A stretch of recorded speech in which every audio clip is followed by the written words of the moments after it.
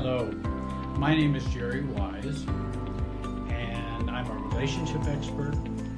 I've been helping individuals, couples, and families for close to 40 years now. And I'm the director of the Center for Self-Differentiation and also the director of Jerry Wise Relationship Systems, which you can find me at that website as well as YouTube channel.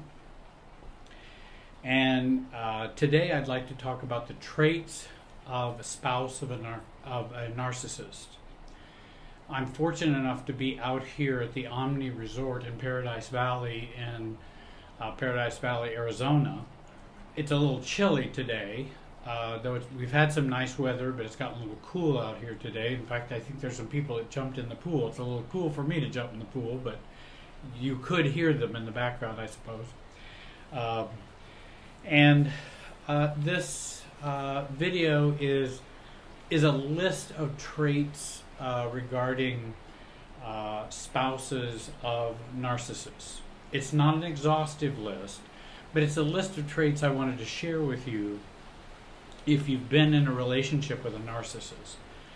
And I wanted to also say this video is for those who have been in a relationship with a narcissist all the way. There's a continuum of narcissism from malignant narcissists way down here on this end all the way down to someone who has the traits of narcissism but not full-blown personality disorder. So I realized that some of the information I'm going to share would not apply to everyone exactly wherever that narcissist falls on that continuum. There are different things you would do if you were in a relationship with a malignant narcissist. There are some things you might do if you were in a relationship with someone whom had some traits of narcissism or counterdependence, or someone who's kind of self-absorbed. So it's sometimes difficult to do a video kind of in the middle of the road, because that's why you need to work with someone specifically and individually in your case. Not all of the things that I would share would match your situation exactly. That's why you need to work with someone individually. But I'd like to talk in general about the traits of someone who's in a relationship with a narcissist, or SON, spouses of narcissists, sons. I'd really like to give some credit to the book by Wendy Bahari and her book Disarming the Narcissist, Surviving and Thriving with the Self-Absorbed. It's a very, very good book. I'd recommend that to you. You might check that out. There are a few things I've lifted from the book. Most of these ideas are mine, but there's a couple things, and I wanted to give her credit if I'm using any of her material. She really provides some great advice for those many, many spouses of the self-absorbed, which includes the narcissistic spouse. There's many things I'd like to reshare from her work and several of my own, as I've said. I've worked with many spouses who are married to the very self-absorbed, and to those who have had narcissistic husbands and wives, boyfriends, girlfriends, even friends, pastors. Narcissists are everywhere and can be in any part of our society. It can be difficult to deal with them. This is for the spouses of someone who's in a deep relationship with a narcissist. So what are some of the traits of a spouse of a narcissist? Well, spouses find narcissists to love and to resolve their childhood issues.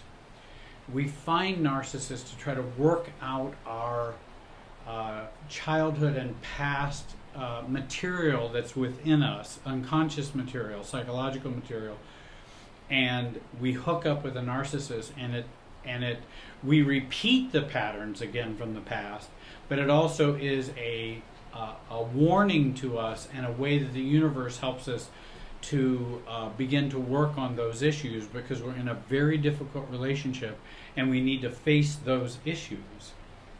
So spouses, again, are attracted and love narcissists to try to work out some of those issues. And I hope that the spouses will see it that way.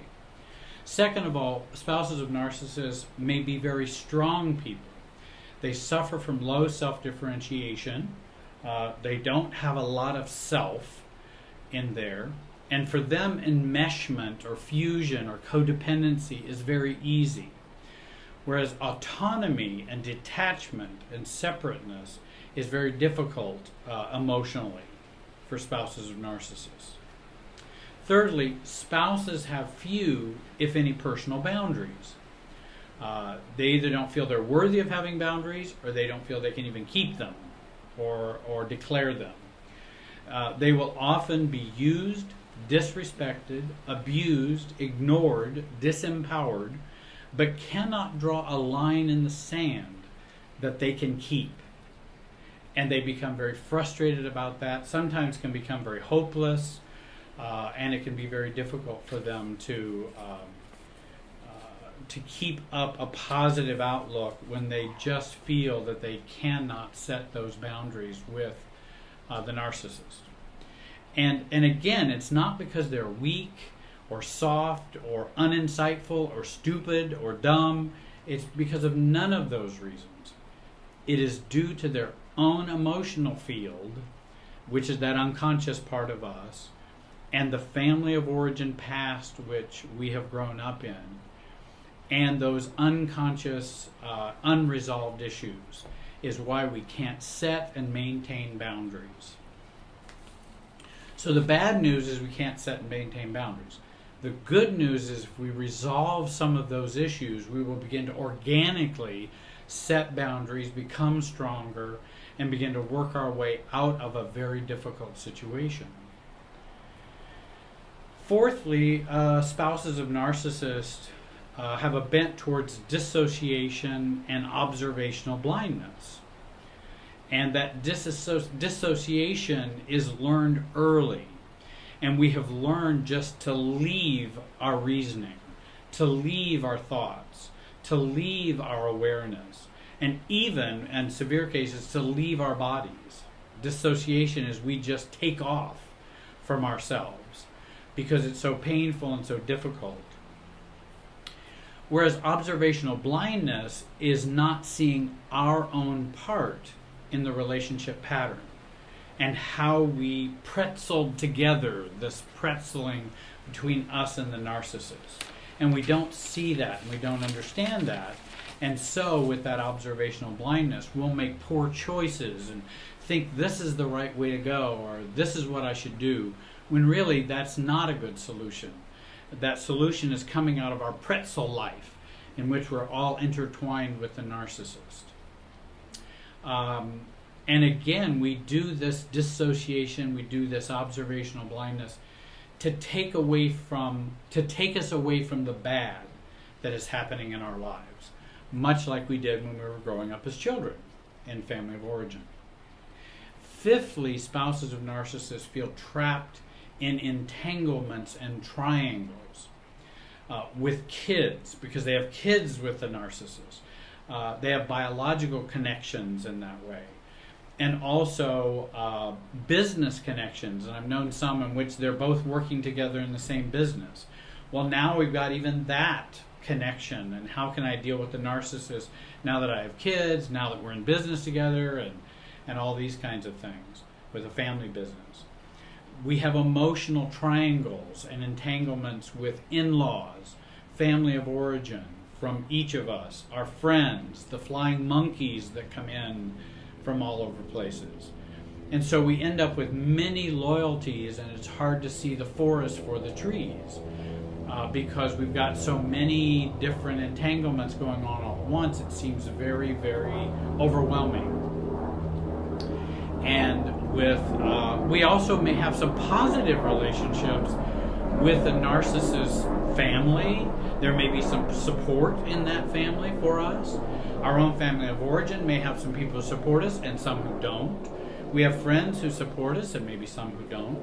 So it's a very complicated map that we look at, and how do we grow out of that? How do we progress out of that? Spouses of narcissists have low self-love and very low self-acceptance. They are very harsh with themselves. They're very critical. They're very hard on themselves, and also they don't know about how to love themselves. And if we don't know how to love ourselves, we will find someone who doesn't know how to love us either. If we don't know how to love ourselves, then we'll find somebody who doesn't know how to love us either. I wanted to repeat that. Seventh, spouses of narcissists tend to be other-focused or caretakers. They're the worriers. The spouses are the supporting cast members in this narcissistic, self-absorbed play. And we play that supporting cast role for their lives. They're the center, and we kind of orbit around them. That gets very tiring. It gets old. Also, it doesn't meet our needs, and not much comes our way. Spouses of narcissists tend to be shame-based and guilt-based, extremely. We always feel we have done something wrong, which is guilt, and we always feel they're... And so, spouses of narcissists tend to be shame-based, guilt-based. We always feel we have done things wrong, which is guilt. And we always feel there is something defective about us. That's shame. We are wrong. We are bad.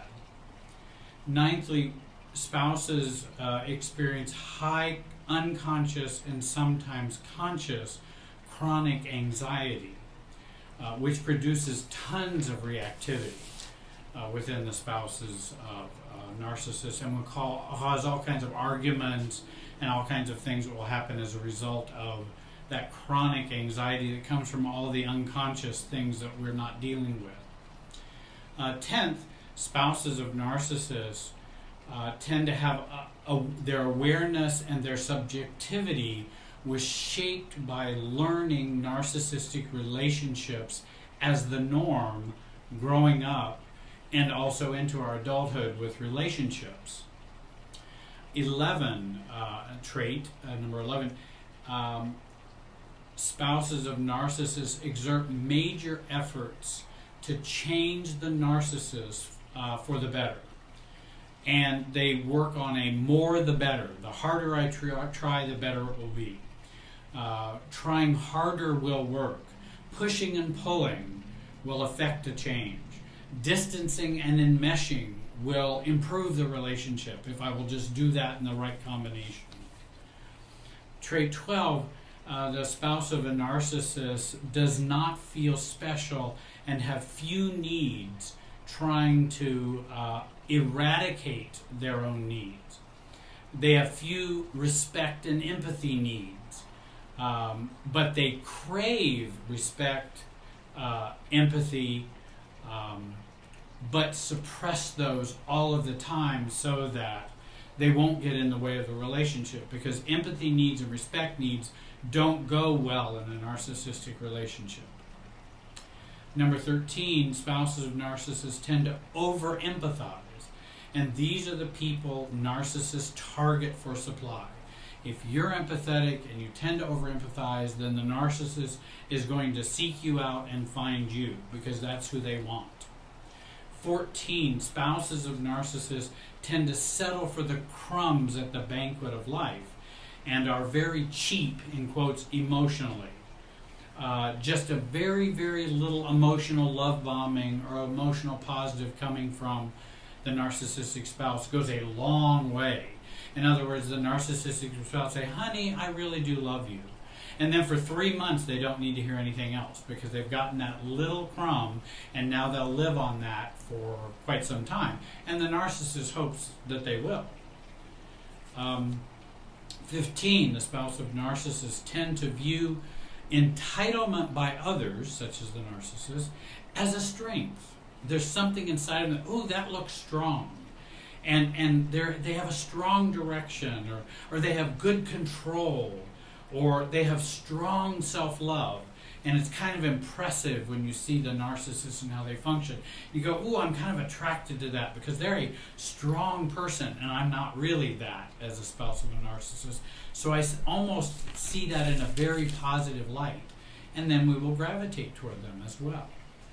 16, spouses of narcissists have a difficult time with the fear of confronting others, especially their narcissistic partner. They know shame-shedding event is going to happen if they confront or share their own needs with the narcissist. Shame-shedding is going to happen, and the narcissist is going to feel shamed, and they're going to take it out on the spouse. Well, so Jerry, what should spouses of narcissists do to heal?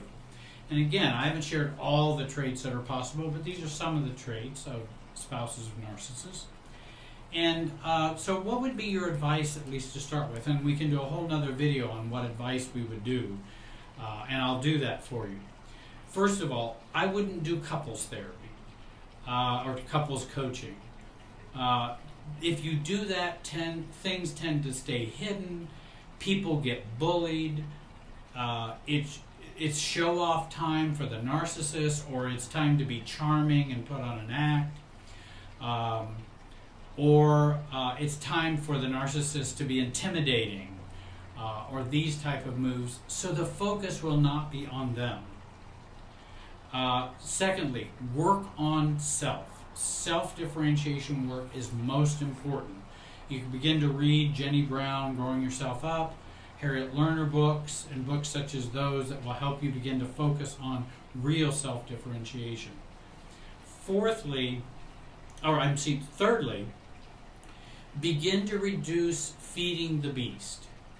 Begin to stop providing the details of your life, feelings, dreams, hurts. Stop putting your heart out there for the narcissist to pound on. We need to keep that within ourselves. Fourthly, examine and explore how you got here with a really good family of origin coach or therapist.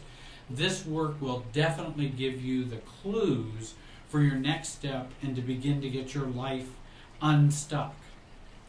Fifthly, remember, narcissistic abuse is not about an overreactivity to the normal ups and downs of relationships, nor is it complaint about uncompatibility or mere emotional unavailability in relationships. Narcissists tend to want to harm, and their inability to change and their sadistic nature, it's about extreme chronic devaluation, control, sabotage, and disrespect. That's what it's about. And number 6, as spouses of narcissists are survivors. See yourself as a survivor. Your trauma is real. Your trauma bond with the narcissist is real.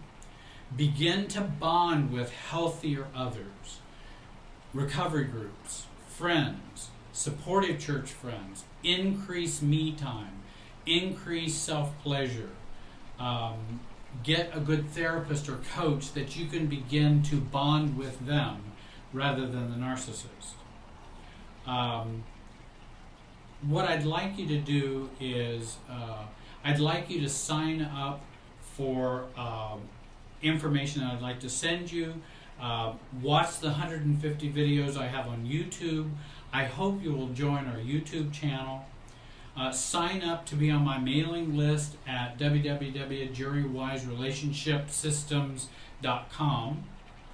There's going to be some new workshops coming out that are already done. They just need to be posted and you'll be able to watch them. And I'll send those to you if you're on the mailing list. So I hope you will keep in touch with us so that we can contact you with this information. I feel very thrilled to be out here in Arizona. I had a reception that I needed to attend this past week, which was wonderful, out here in Paradise Valley. The mountains are behind me.